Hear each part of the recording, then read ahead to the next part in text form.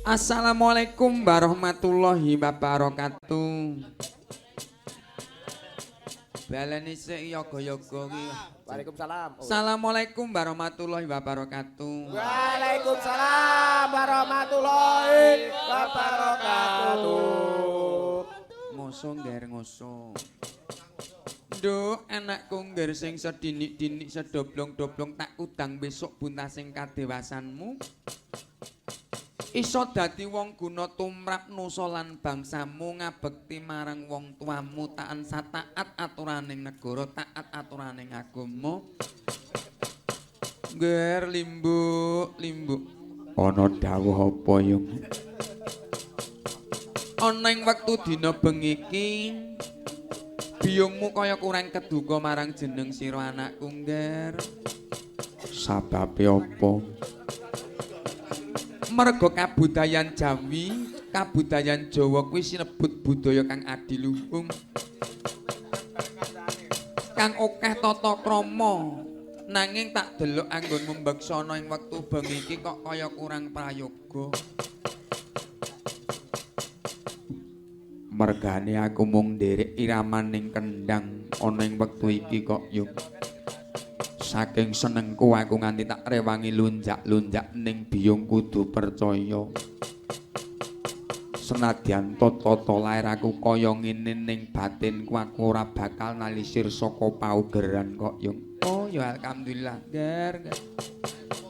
Oh muga-muga lulus apa kang dadi sediamu.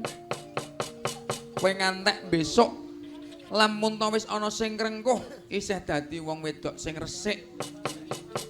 Isih dadi wanita kang suci durung kejamah priya ngendi wae. Alhamdulillah kok yo aku ora seneng pacaran. Upama ning gelem ngrengkuh bakune biyung mengestoni sapa wae aku bakal nombong. Alhamdulillah, Ger. Ana ing bengi iki kajaba aku atur pameling marang jeneng sira anakku lan uga kang kapindho atur syukur ngasaning Gusti kang kawasa.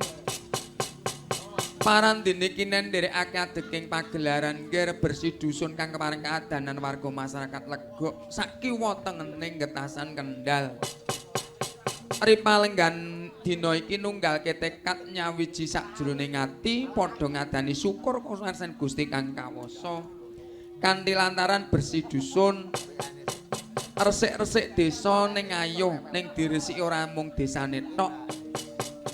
Sing diresiki ora mung latare tok ning diresiki ora mung dalane tok, ora mung beritane tok. Nanging jiwane ayo diresiki sing duwe pikiran alisir saka ing paugeran ayo diresiki supaya ing samengko iso lurus anggone lumaku satemah iso nuwake bahagia ana ing alam donya tumapak ing akhirat ya ngger. Wo ngono. Mergo nek ning dibangun kuwi mung ragane tok ning jiwane ora dibangun tangi nganggo lamun uripmu bakal iso sempurna kang kegayuh lan tinampa. Wo ngono. Iki ngabiyantara awit mawawan. Iki para kanca-kanca pinitados dening para warga masyarakat kang katemben iki badan binadan yo ngger silaturahmi karo tangga teparo sedulur sanak kadang berat Magersari sak kiwa tengening desa sak kiwa tengening njaba rangkah. Komplit ngger tamune awet mesok ora leren lir gumanti. Ora do nonton campur sari ora. Iki pentinge pancen mempererat tali silaturahmi kok ngger wayang seni iki nganggo jangkeping rangken deisen-isen ana ing wektu iki mergo anggone ngadani karsa bersih dusun syarate nganggo wayangan ora ketung mung trimen ya ngger ngono. Oh nadyan to trimen iki nyowane ngrawake penyanyi-penyanyi her kok ngger ora ana ning penyanyi iki nek wis kerawan panjenenganipun Ibu Parwati iki wis ngendi wae ora ana ning carane maido marang kasektene. Wong lanang ngendi sing urung ditungkolke ngger. Kabeh padha tumungkul mari kelu. Anane mung sendika dawuh mbah kok ngeres. Ngaturaken ujung dalu Bupur. Sugeng dalu. Mbak Cange. Nggih ngaturaken gunging panuwun tanpa pepindha dalu menika kepareng rawuh nderek mangahi bagya bersih dusun Bu. Enjih, kula ya ngaturke penuwun nggih Mbak Nggih. Cange. Mbak Cange dalah Mas Budi Jarot. Nggih. Kawula panjenengan nimbali ngaturi dawi pesinden leluhur. Lelor pripun ten niku? Lah pesinden zaman dulu. Oh, mboten napa-napa karena yang legend itu adalah yang sangat luar biasa. Tidak banyak pesinden, tidak banyak seniwati sing ngantos yuwa 53 54 masih eksis seperti Burpawarti. Lah ya saking seneng-senenge dijob karo panjenengane Ki Dalang Jarot Budi kita, Nduk, Putri. Mbokne esuk mau ki semar dandan. Ngertine esuk mau. Lah tujune kok aku ki telepon ya. Kakang dadi video call. Ya wis. Dalu to, Bu. Gelung aku tak panggang garang meneh ra sida. Nggih. Ngaturke panuwun ugi dumateng warga masyarakat Jethak, Legok Nggih. lan sak kiwa tengenipun. Mekaten. Mugi-mugi anggenipun angadani acara sadranan, Nggih. acara Bersih bersih dusun. dusun ing siang dalu punika. Mugi-mugi warga masyarakat Jethak, Legok lan sak kiwa tengene manggih rahayu wilijung sedayanipun ingkang tanem tuwuh subur rejeki ngrembaka. Allahumma Amin. Ya wis ngono kuwi tanggapane mung ndongake warga. Nggih, ingkang baken nderek mangahi bagya ingkang kepareng rawuh memererat silaturahmi mugi-mugi kathah rezekinipun Amin. dipun panjanganaken umuripun Bupur. Jan ramene ra jamak Mbak Cange. Mboten umum. Awet klebu dalan poros serak puskesmas kono tekan kene iki mau irit-iritan sepeda motor akeh banget. Saestu menika Jan. tali silaturahmi yang masih terjaga dengan sangat luar biasa. Iya, nggonamu Pripun? desa nggonamu yo ngenek ngene iki le. Nggih ning mboten nampa tamu Bu, golek ngirit. Ngeten iki mboten cukup sekedhik kok Bu, bunge wong Ya ora apa-apa, jenenge wong sedekah. Sedekah ki ora bab duit, ora bab apa ya? Sedekah ki ora bab ana mungkin bab duit. dedaharan. Lah, Seneng wewe. sedekah kuwi daharan ya iso. Sedekah kekancan ya iso. Lah ya iku ya. Lah pertanyaanipun Bu, Heeh piye? sedekah menawi mboten gadah duit, terus ora duwe pangan. Iya. Lah sedekah napa? Sedekah kuwi ibarate ya aku karo putri sayang-sayangan disayang.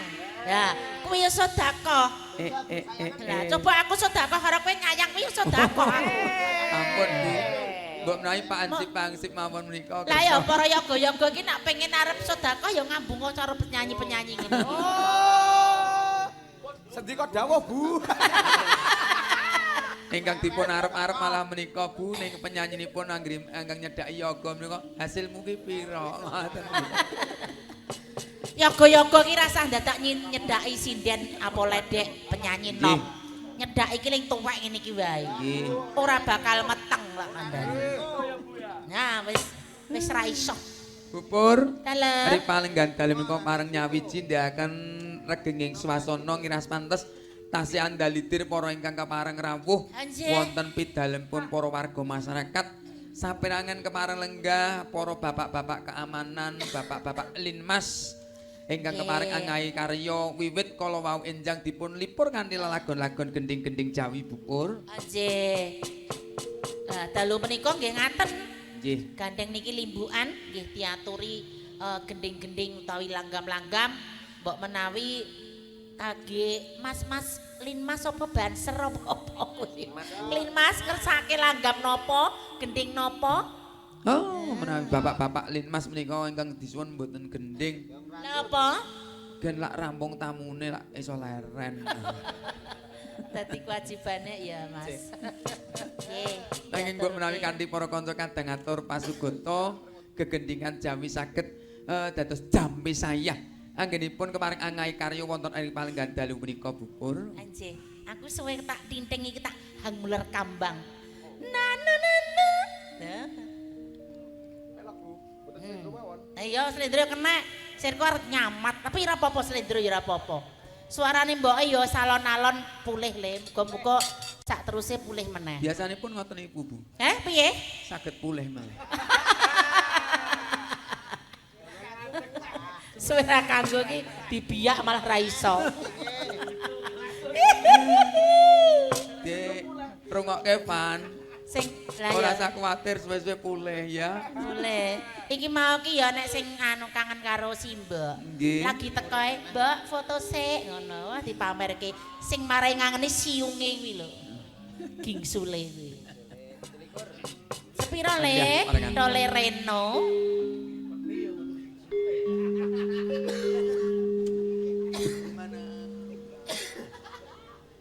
Caramu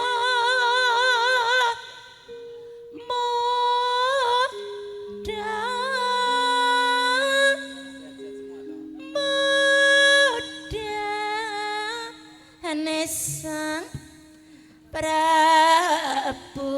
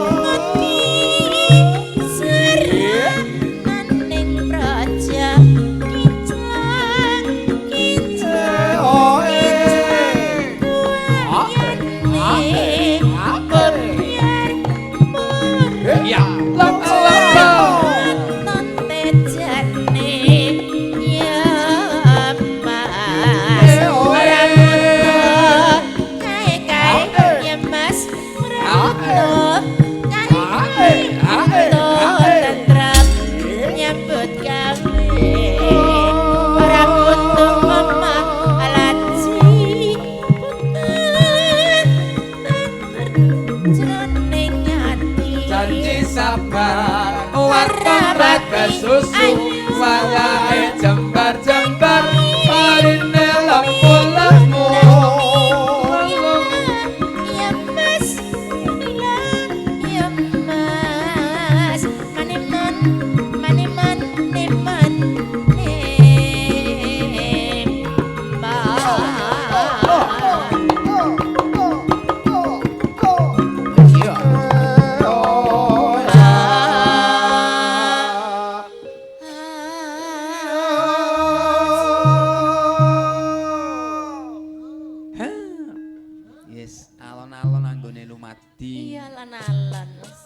kan ya wis kepala 5 ya ya. Nggih, sampun dangule kanggo.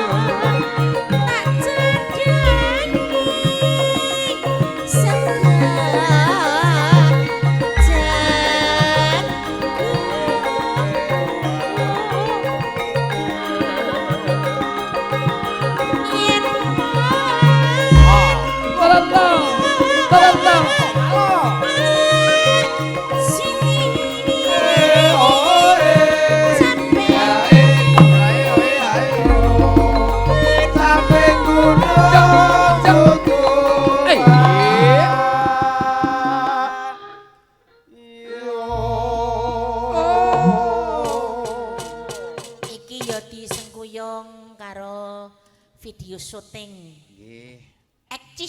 Ekcis apa? Eksis, Bu. Kaya nyuluh kodhok ekcis.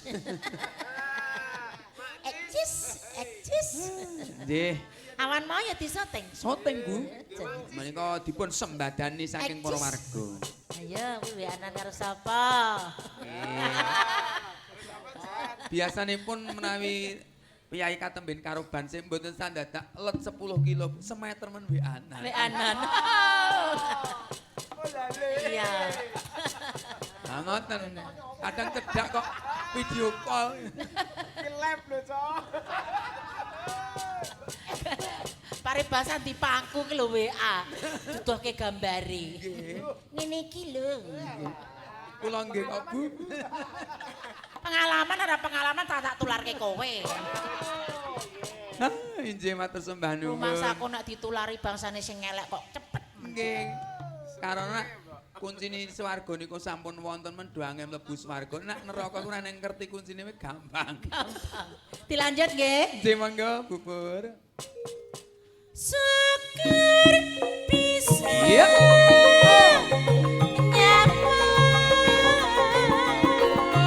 Untung desa dadi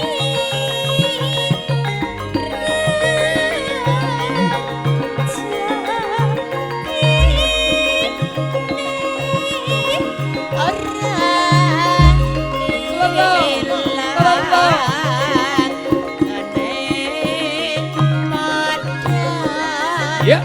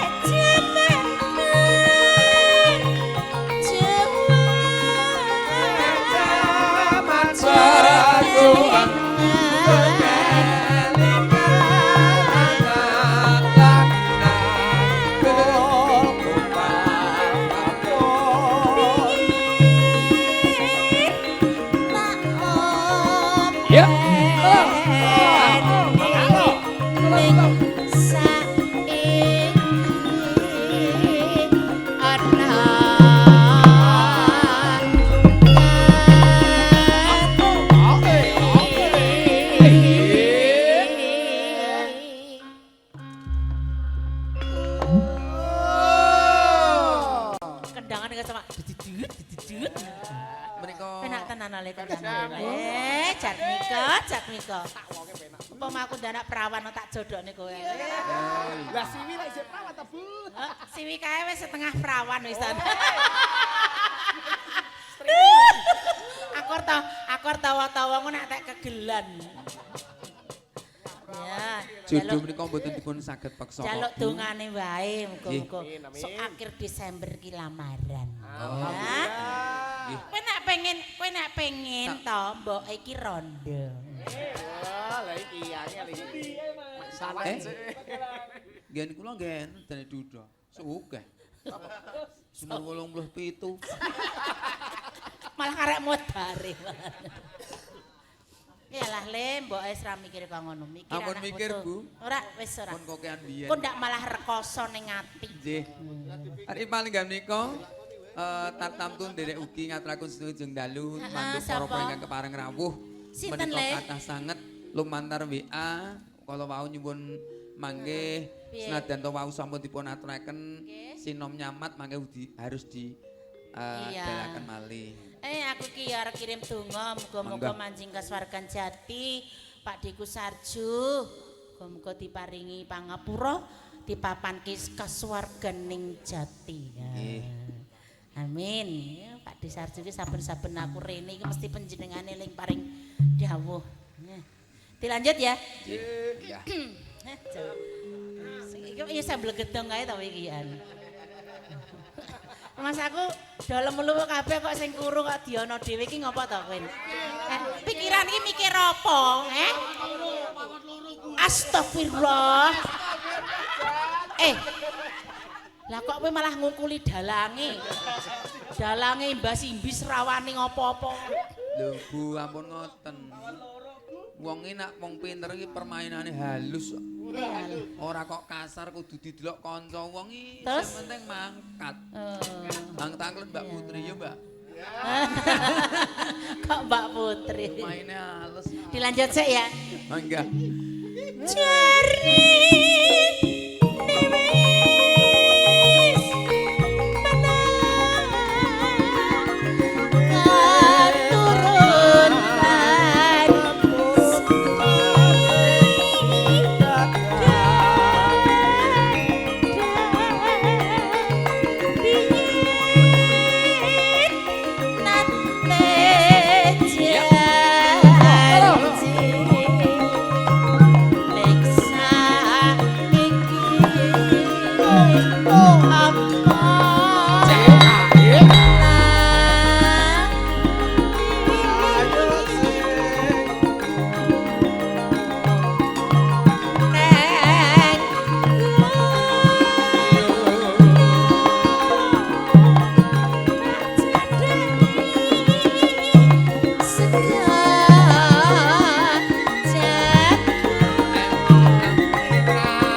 Karo terjun payung.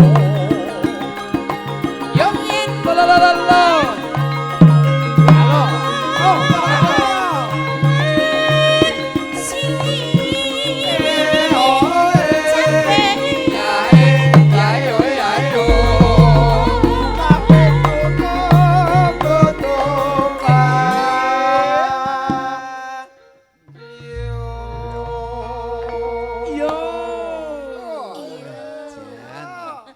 Suwe ora kepethuk Bu Purwati. Ya kerjan.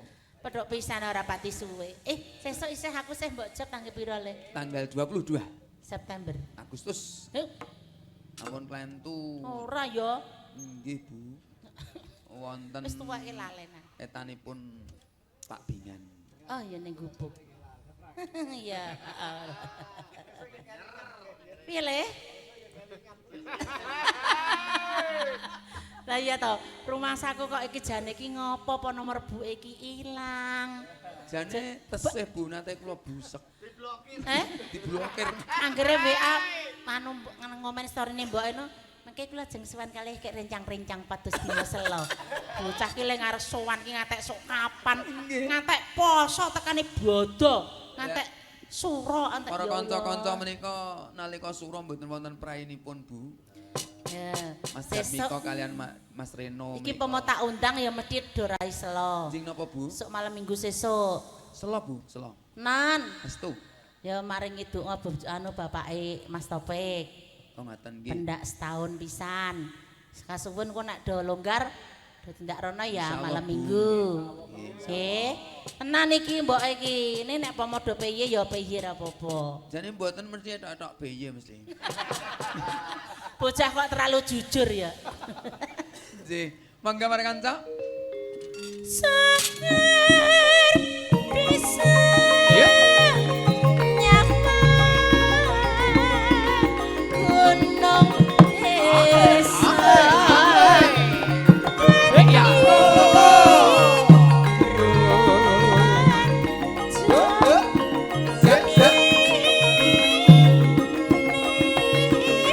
Yo.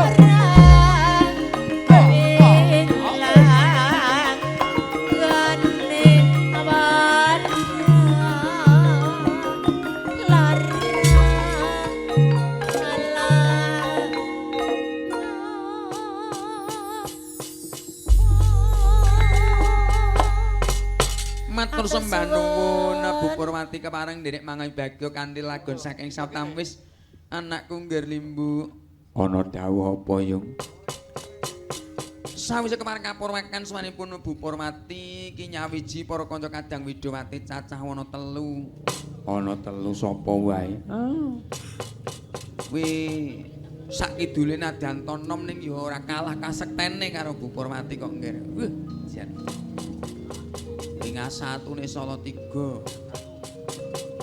Bisa iki ora tau mendo, awan bengi main terus. Oh, nganti tambah darah. Saking lek kurang darah ngantuk. Wis tak weling tak kandhani ngupaya rejeki ya monggo ning ora sah ngongso. Ngongso ki arep golek apa? Nak kurang telpon Ki Jarot Budiono.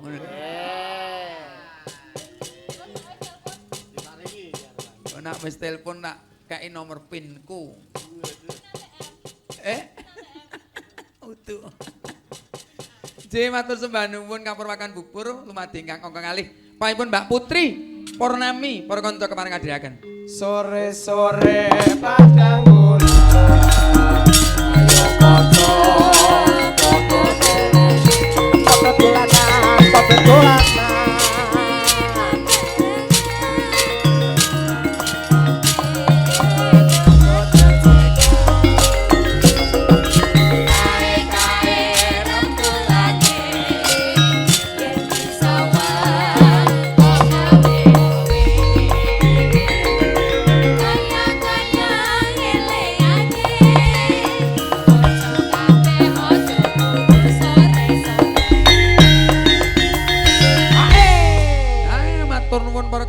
kinanten lagun gethuk sawanipun panjenenganipun Mbak Putri Purnami. Injih. Ngaturaken wilujeng dalu panjenenganipun Mbak Putri Purnami. Sugeng dalu bucange Mbak Limbo. Satata ndherekaken regenging swasana pagelaran nyawiji wemadaning bersih dusun. Injih. Sinatan jamus katen campur sari lan ugi ringgit setugel dalu. Ringgit setugel dalu. Nggih. Oh. Berarti upama rega ya setugel berarti. Setugel. Setugel. Malah kadang masuk 10% barang. Ya ora apa-apa rezeki Ki Nggih. Jarot. Bukan seberapa besar yang kita terima tapi sebesar besar kita bersyukur nikmati Gusti ingkang kawasa. Injih, leres. Dadi ugi yang duit ora bakal iso ndadekke kowe meneng anggonmu ngupaya samumbarang. Ngono. Dadi kowe kudu eling didum wektu kuwi. Eling sing gawe urip, eling sing urip-urip ilinga sak padaning urip kuwi penting. Oh, ngono.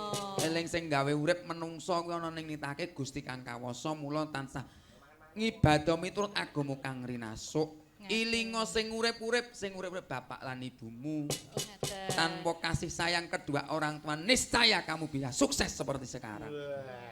Nggih, leres Ki Jarot. Ilinga sak padaning urip kowe ora iso urip dhewe naden to sugih dikaya ngapa. Ning perlu tangga teparo.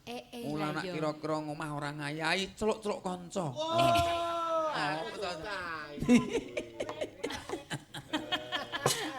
Ya nggri aku arep tenanan kudu ao. Masalahe nek kados jenengan ki upama paring wewarah ki kok ketoke ki ya durung mesti jenengan ki yo nglakoni ngono lho Mas. Dadi dipaido biasane. Di mana tempat bahwa ketika kita punya ilmu berapapun apike diwedharke karo sapa wae. Nadyan awake dhewe urung iso nglakoni. Oh ngono. Menungso ora ana sing sempurna ning selalu bersuah menjadi sempurna. Oh ngono. Ya. Dadi jenengan ki sing penting nuturi perkara nglakoni keri. Kari. Keri kok bangga keri. Tetep kudu Nggih keri. luwih sae menika menawi panjenengan paring pitutur ning ugi njenengan nindakaken ngaten lho ki. Insyaallah rencanipun besok. Oh, sesuk. Besok badhe dipun mulai. Oh, ngono. Dadi iki mau durung. Dereng, Dadi dereng. dina iki mau tumindakmu isih ala iki mau. Nggih, mekaten Mbak Ayu.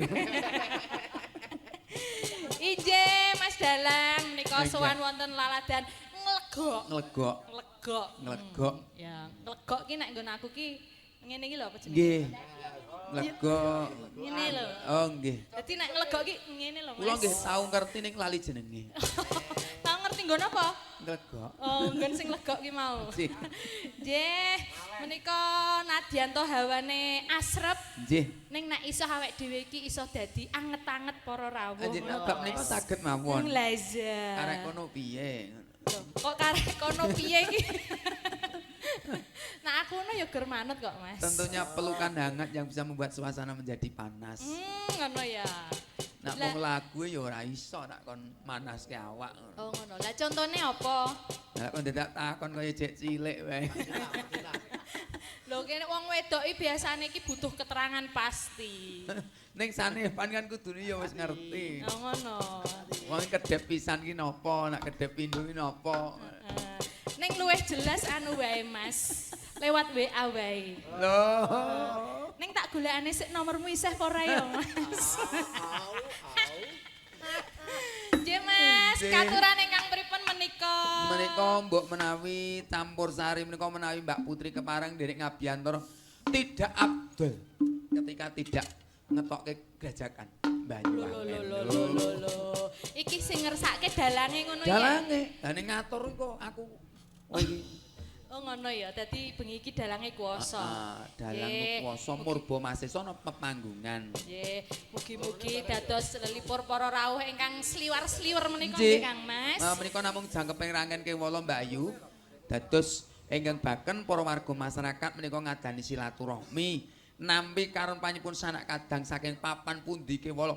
Pintu selalu terbuka untuk umum. Untuk umum. Mula nak sedekahmu pengen sing gedhe, sing akeh bukaan kanggo umum. Oh. Apa nih sing dibuka kanggo umum? Lawang kok. Oh, lawang. Lawang sing ndi? Lho ya lawang, lha lawang ora. Duwe to Mas aku. Mangga. Nggih. Dipun bawani langkung rumiyin. Oh, ngeten. Lumantar Mbak Putri Purnami. Niki lagunipun spesial kagem nganu mawon, sing dodol sosis bakar. Nggih. Ting-tinganipun Dipun Dedek. tinting langkung rumiyin para kanca nggih kepareng lemadi. Dingin memang inilah cuaca. Mangsa siji wis arep entek. Engko nek wis mangsa loro hawane wis malih. Ngono ya. Mergo ketika mangsa siji iki matahari menjauh 148 juta kilometer. Jenengan kok nggih paham nggih bagian ngoten-ngoten iku. Oh, ngerti to. Wong simbol-simbol kota wae ngerti kok. Jenengan Solo kuwi- berseri. Oh, lah iya semboyane to. Heeh. Solo berseri. Boyolali. Boyolali Tersenyum. tersenyum. Wonogiri. Lali aku. Nak luar mah ngerti aku. Oh, ngendi? Malaysia, Apa Malaysia? Berawan. Ah. Oh, apa iya to? Mas? Iya. Tenan lho iki. Oh, Malaysia berawan. Enggak. Dipun angetaken suasana Mbak Ayu. Enak hawane adem ngeten iki. Kemudu obah, Mas.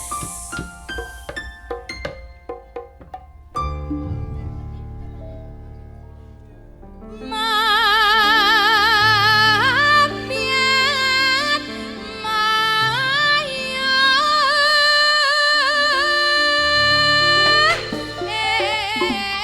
eman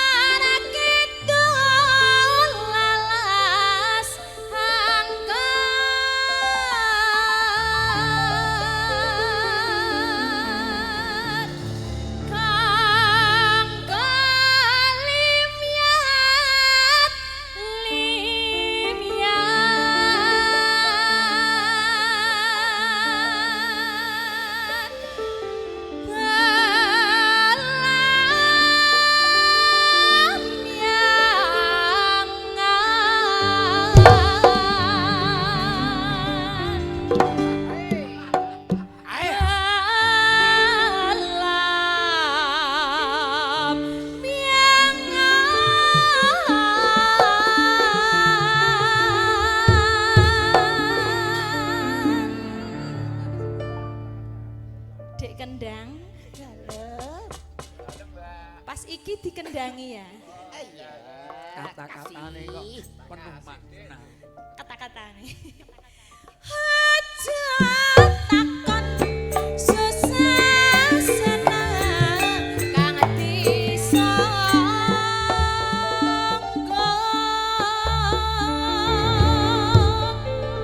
tanah endah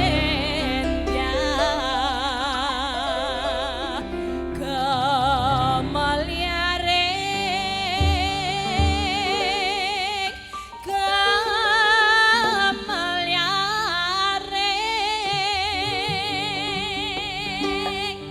Amarasari Nuswantara